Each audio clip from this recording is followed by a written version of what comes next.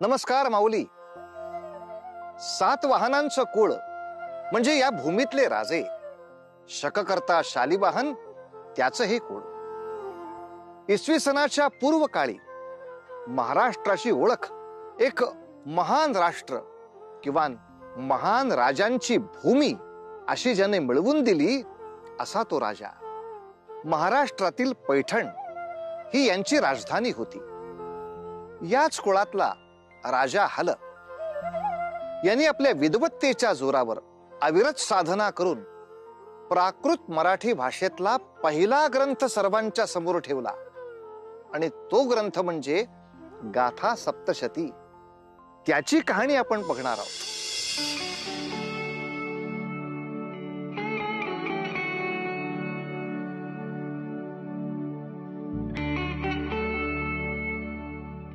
लीलाबाई, तुझे केवळ नाव ऐकून, तुझे वर्णन ऐकून तुला भेटायची तीव्र इच्छा होती,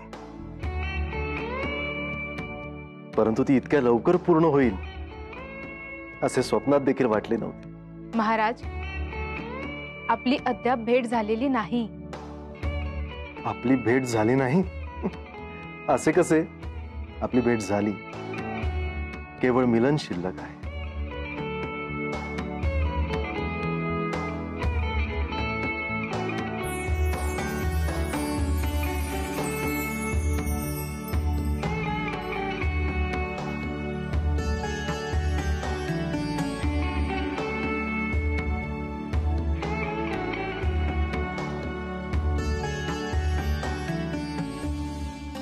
लीलाबाई, लीलाबाई,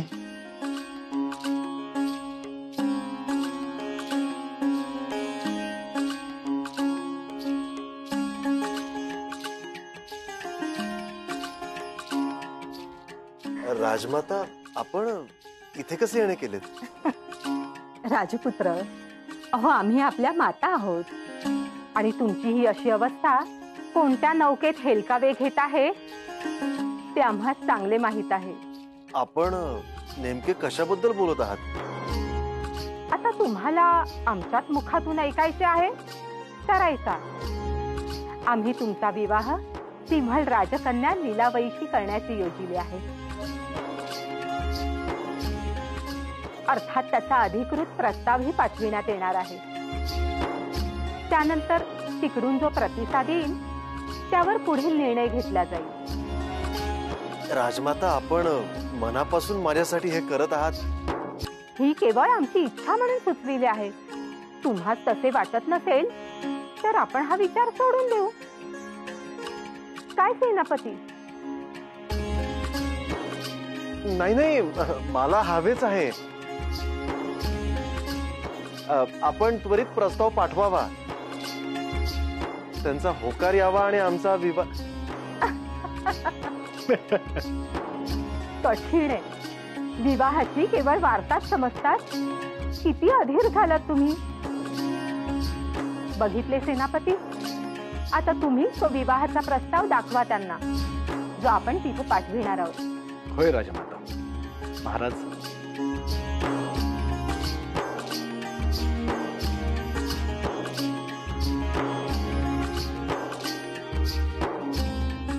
राजमाता, हा प्रस्ताव, परंतु आम्हाला यातले काहीच समजत नाही.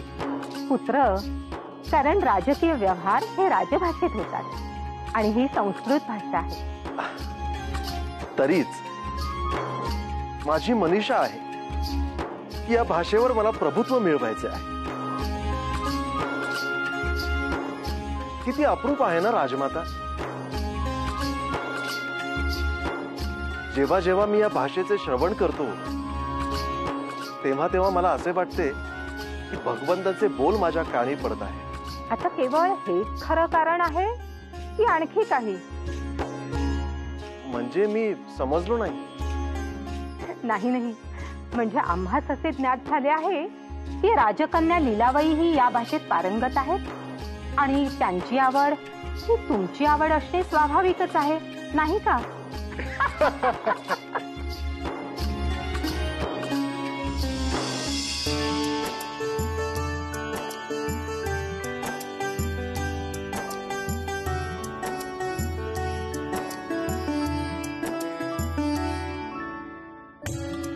महानुमाई अगं कधी आलीस आणि येण्या अगोदर सांगावा तरी द्यायचा.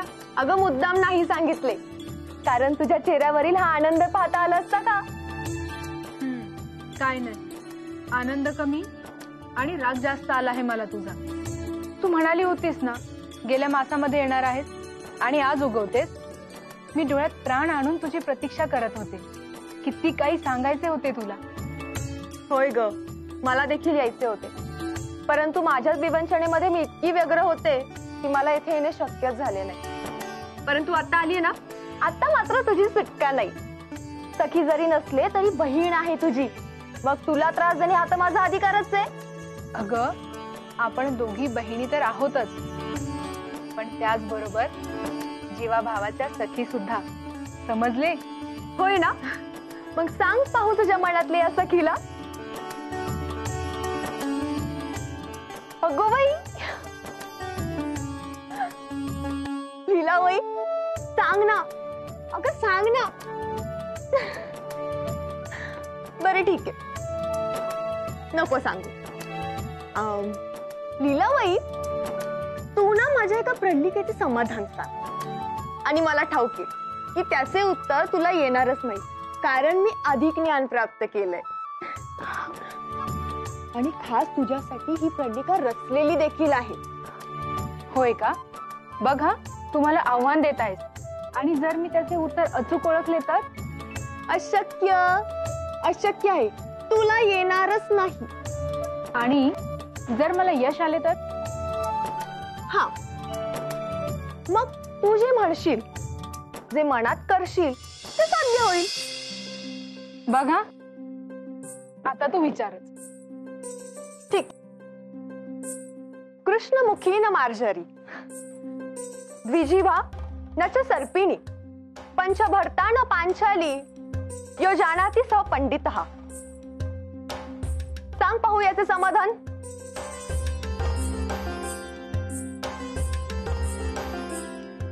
कृष्णमुखी न मार्जाली, द्विजीवा न च सर्पिणी, अर्थात जिचे मुख वर्णन कृष्ण आहे परंतु ती मांजर नाही.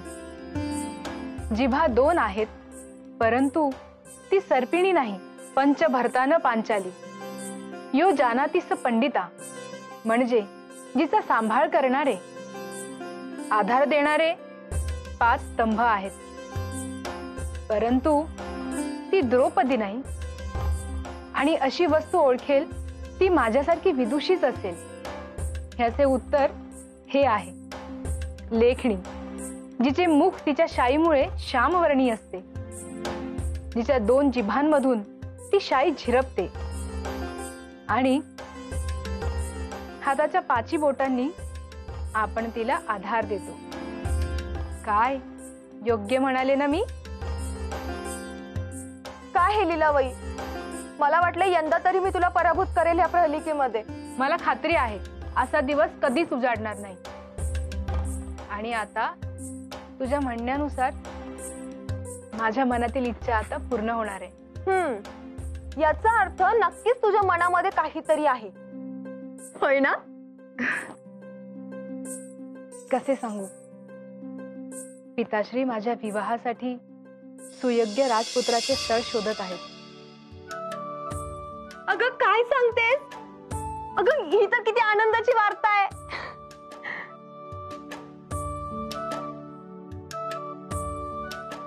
हो, मलाही असे वाटते. माझ्या मनात असे आहे की ज्याच्या गळी मी वरमाला घालील तो माझ्यासारखाच विद्वान असावा आणि माझ्याही विद्वत्तेचा आदर करणारा असावा. माझ्या स्वप्नातील राजकुमार हा शूर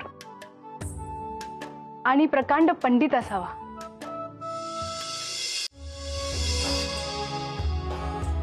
महाराज, प्रतिष्ठान राज्याचे राजे महाराज हर यांचा सेनापती विजयानंद आपणास नमन करत आहे. सेनापती विजयानंद, आपण आमच्या सिंहल राज्यास भेट देण्याकरता आलात याचा आम्हास अतीव आनंद आहे. आपल्या राज्याचे आणि आमचे पूर्वीपासूनच सुहृदाचे संबंध आहेत. आणि तेच संबंध अधिक दृढ करण्याच्या इच्छेनेच आज मी आपल्या समोर उभा आहे. आमच्या राज्यातील काही उपहारांचा आपण स्वीकार करावा आणि सोबतच स्नेहपूर्ण स्वागताचा देखील. सैनिक,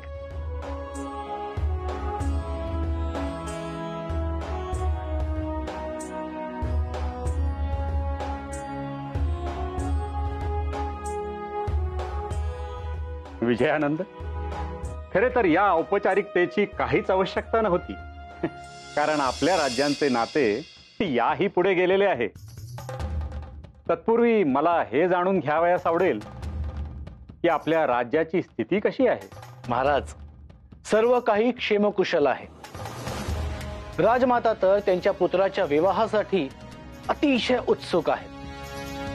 महाराज हल यांच्यासाठी सुयोग्य स्थळाचा शोध सुरू आहे. महाराज, आम्ही त्यांची मानसिक अवस्था समजू शकतो. कारण साधारण या समानच परिस्थितीतून आम्ही देखील जात आहोत. आपला हाच मानसिक भार थोडासा हलका करण्याचा एक प्रस्ताव घेऊन आज आम्ही इथे आलेलो आहोत. विजयानंद, आम्ही काही समजलो नाही. सिंहल राजकन्या लीलाबाई हिच्या विवाहाकरिता महाराज हल यांच्या विवाहाच्या मागणीचा प्रस्ताव घेऊन आम्ही इथे आलेलो आहोत.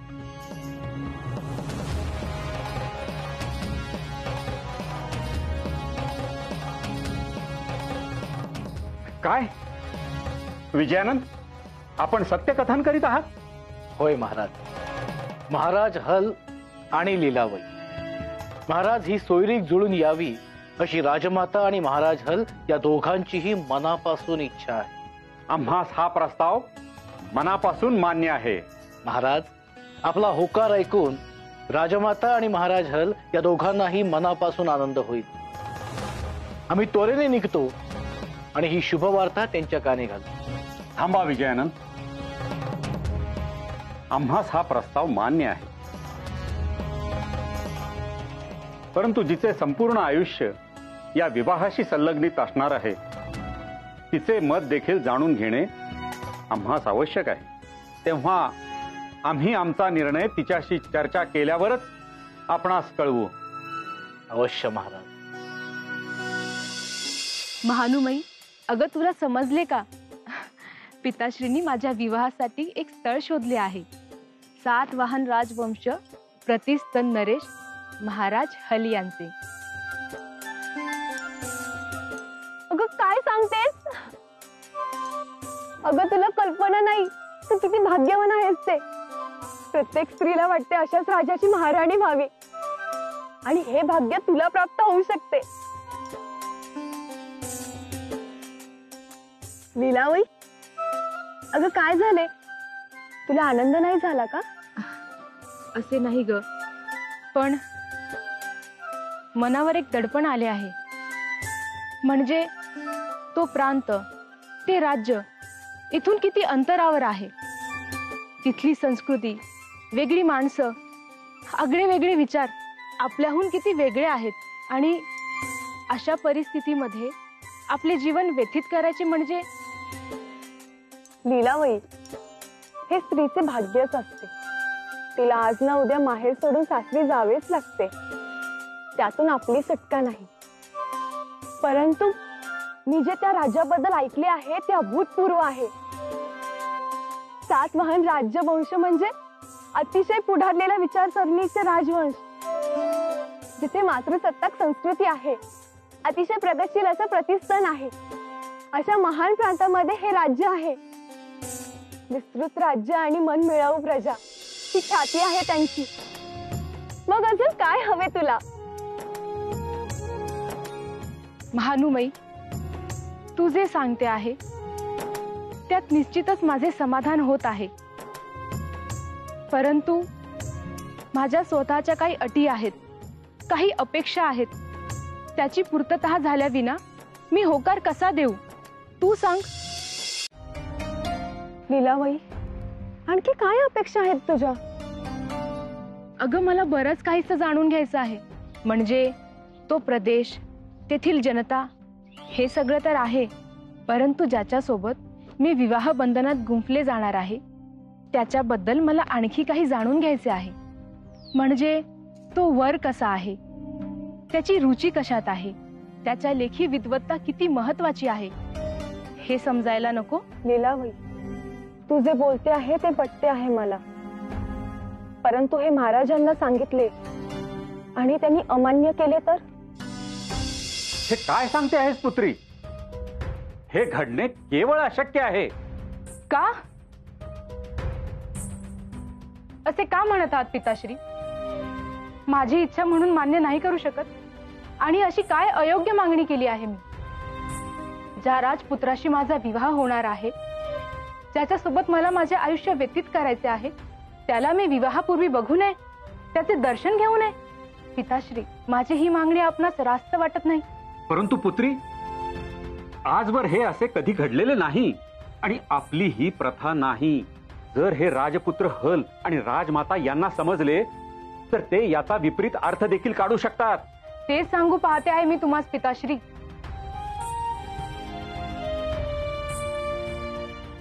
माझ्या मनात एक योजना आहे. आपण त्यांना भेटण्यास जाणार असालच ना? होय, म्हणजे तुझी अनुमती असेल तेव्हाच मी पुढे बोलणी करेन आणि आपणास त्यांना तसे सांगावे देखील लागेल आणि त्यांची अधिकृत भेट देखील घ्यावी लागेल. अगदी योग्य. जेव्हा आपण त्यांची अधिकृत भेट घेण्यास जाऊ तेव्हा आपल्या सोबत बराच लवाजमा असेल. म्हणजे सैनिक असतील, मान्यवर अतिथी असतील आणि मी त्यांच्यातच वेषांतर करून सहभागी होईल आणि कुणाच्याही न कळत राजकुमार हल यांच्या प्रसादात प्रवेश करेन आणि त्यांचे दर्शन घेईन. परंतु पुत्री, हे वाटते तितके सहज नाहीये. हे जर कुणाला समजले तर? असे काही होणार नाही पिताश्री. मला माझ्यावर पूर्ण विश्वास आहे. आणि आपण हा माझा हट्ट समजावा. विवाहापूर्वी मला राजकुमाराचे दर्शन घ्यायचे आहे. आजपर्यंत मी तुझ्याशी युक्तिवादामध्ये कधीही यशस्वी ठरलो नाही आणि आज देखील तसेच झाले. पुत्री, मला तुझी ही मागणी मान्य आहे.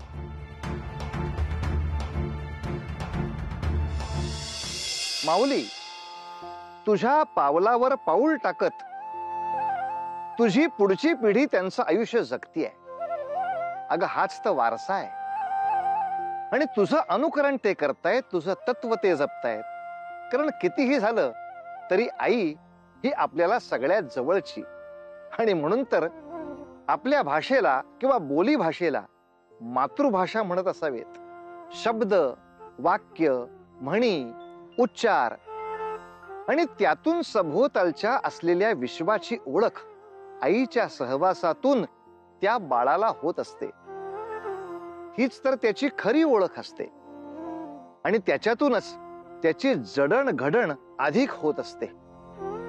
याबद्दल जाणून घेऊया आपण, पण पुढल्या भागात. तोवर उतू नका, मातू नका, घेतला वसा टाकू नका.